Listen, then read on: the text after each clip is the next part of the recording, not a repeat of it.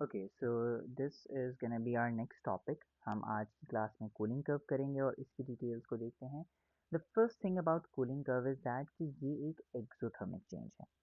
Exothermic का मतलब ये है कि exo actually means outside and thermic means thermal energy. इसका मतलब ये है कि हम कोई भी चीज़ ले रहे हैं, ठीक है। I have these gas particles over here inside this container. मैं इसमें से हीट एनर्जी बाहर निकालूंगा। So I can say that the heat energy is given out. अब आप इसे हीट नहीं करेंगे, आप इसके अंदर जो हीट एनर्जी प्रेजेंट है आप उसे बाहर निकालेंगे।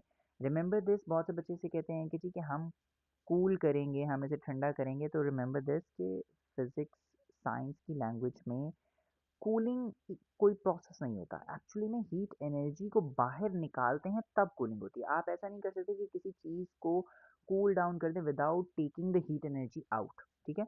तो आप एक्चुअली में हीट एनर्जी को बाहर निकाल रहे होते हैं और वो सब्सटेंस खुद ब खुद कूल हो जाता है। So that's one thing, okay. अब यहाँ पर सेम वही जो हीटिंग कर्व में हमने बातें की थी वो यहाँ पर फॉलो रहेंगी। The first thing is that कि आपके पास यहाँ पे वाई एक्स एक्सिस पे टाइम है, जबकि वाई एक्सिस पे टेम्परेचर है ना। The first thing is that कि अब हम स्टार्ट करेंगे विद गैस, क्योंकि अब हमने टेम्परेचर को कम करना है। अब हम टेम्परेचर को बढ़ा नहीं रहे, कम कर रहे हैं। सेम रूल्स जो हमने पहले अप्लाई किए थे वो यहाँ पर भी रहेंगे। वहाँ पर हमने कहा था जब इंक्लाइंड एक्सिस होती है तो टेम्परेचर इंक्रीज करता है। यहाँ पर है डिक्लाइनिंग एक्सिस, नीचे की तरफ आ रही है, तो यहाँ पर टेम्परेचर आहिस्ता आहिस्ता कम हो रहा है। लेकिन जब भी हमारे पास ये स्ट्रेट लाइन एक्सिस आ रही है, जब हमारे पास हॉरिजॉन्टल एक्सिस आ रही है, तो आई कैन सी दिस कि टाइम तो बढ़ रहा है लेकिन temperature stage the same. Temperature ना ही कम हो रहा है ना ही ज़्यादा हो रहा है, it's gonna stay the same, okay. Reason क्या है वो भी हम देखते हैं, बट अगेन सेम थिंग कि हमारे पास यहाँ पर भी टेम्परेचर कांस्टेंट है। नेक्स्ट, हमने कहा था कि जब भी हमारे पास इंक्लाइंड एक्सिस, जब अपने हीटिंग कर्व में कहा था इंक्लाइंड एक्सिस, यहाँ पर मैं कहूँगा डिक्लाइनिंग एक्सिस। जब मेरे पास डिक्लाइनिंग एक्सिस आएगी तो आई will have one state of matter. I will have either gas, liquid, solid. इनमें से कोई एक होगी, दो एग्जिस्ट नहीं कर सकती। बट जब भी मेरे पास I will have the straight line axis, so I will have this one thing कि I will have two states of matter. मेरे पास टू स्टेट्स होंगी and there will be a change in state of matter. हमारे पास एक state दूसरी में change हो रही होगी। अब ये कैसे होगा, ज़रा स्टार्ट करते हैं।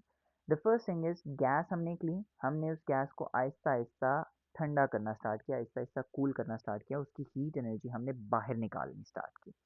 जब हीट एनर्जी बाहर निकालते जाएंगे टेम्परेचर कम होता जाएगा, होता जाएगा, होता जाएगा। एक पॉइंट ऐसा आएगा कि मेरे पास टेम्परेचर कांस्टेंट होने लग जाएगा। The moment temperature becomes constant, इसका मतलब ये है कि यहाँ पर the gas is actually converting into liquid. यहाँ पर मेरे पास हो रहा है change of state of matter. यहाँ पर मेरे पास प्रोसेस हो रहा है कंडेंसेशन का, ठीक है।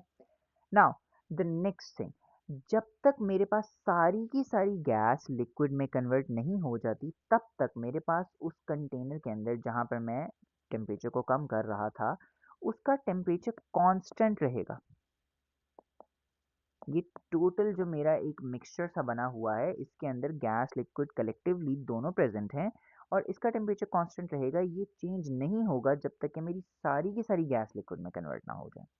एंड द मोमेंट मेरे पास सारी की सारी गैस लिक्विड में आ जाएगी, that is when the temperature again starts to decrease.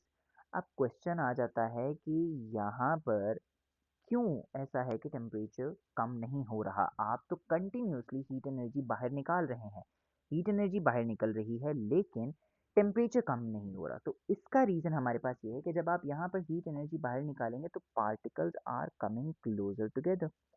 जब पार्टिकल्स एक दूसरे के करीब आना स्टार्ट होंगे तो वो अट्रैक्टिव फोर्सेस डेवलप करेंगे, क्योंकि हमने कहा था कि गैस है, गैस से कन्वर्ट हो रहा है लिक्विड में। गैस में अट्रैक्टिव फोर्सेस नहीं होती, लिक्विड में अट्रैक्टिव फोर्सेस एग्जिस्ट करती हैं। तो आपके पास जब गैस से लिक्विड में कन्वर्जन होगा तो आपके पास अट्रैक्टिव फोर्सेस जो सी हैं दे स्टार्ट टू डेवलप।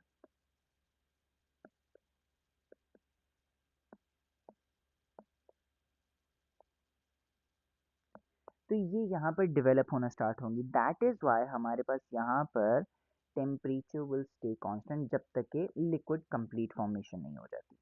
जब लिक्विड आ जाएगा तो again temperature will start to decrease, okay. और ये डिक्रीज तब तक रहेगा अगेन जब तक कि दोबारा से हमारे पास एक और कन्वर्जन ना आ जाए। अब क्या होगा, अब जैसे ही टेम्परेचर कांस्टेंट होगा तो it means that liquid is actually converting into solid. Now this one is actually liquid को सॉलिड में convert is actually freezing, which will occur at the freezing point or melting point, same thing, okay। अब यहाँ पर हमारे पास क्या है कि liquid जब सॉलिड में कन्वर्ट हो रहा है, सेम थिंग कि हमारे पास heat energy is given out, heat energy बाहर निकल रही है, बट टेम्परेचर कम नहीं हो रहा। क्यों नहीं कम हो रहा?